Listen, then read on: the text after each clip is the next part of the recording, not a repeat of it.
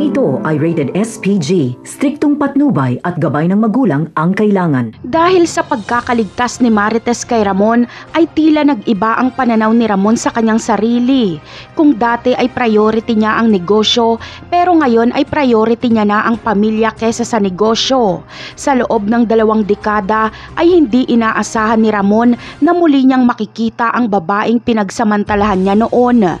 Kaya susundin niya ang payo ni Don Julio na oras na para magkaayos sila.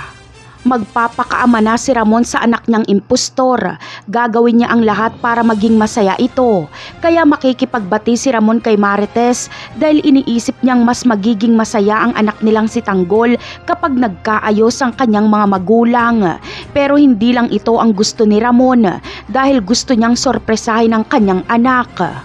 Gusto ni Ramon na makadalo si Marites sa kasal ng kanilang anak. Pero pupunta nga ba kaya si Marites sa kasal ni Tanggol kapag inimbita siya ni Ramon? Handa na kaya siyang makipag-ayos kay Ramon? Siguradong mabubulaga si David kapag biglang magpakita si Marites sa kanyang kasal. Siguradong ikakagulat ni Marites ang kanyang masasaksihan na si David pala ang ikakasal at hindi si Tanggol.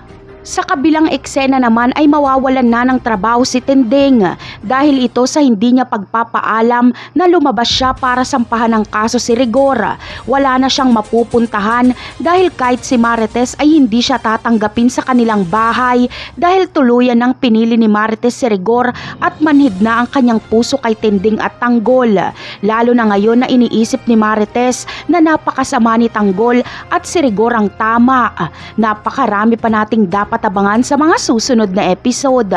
Paalam!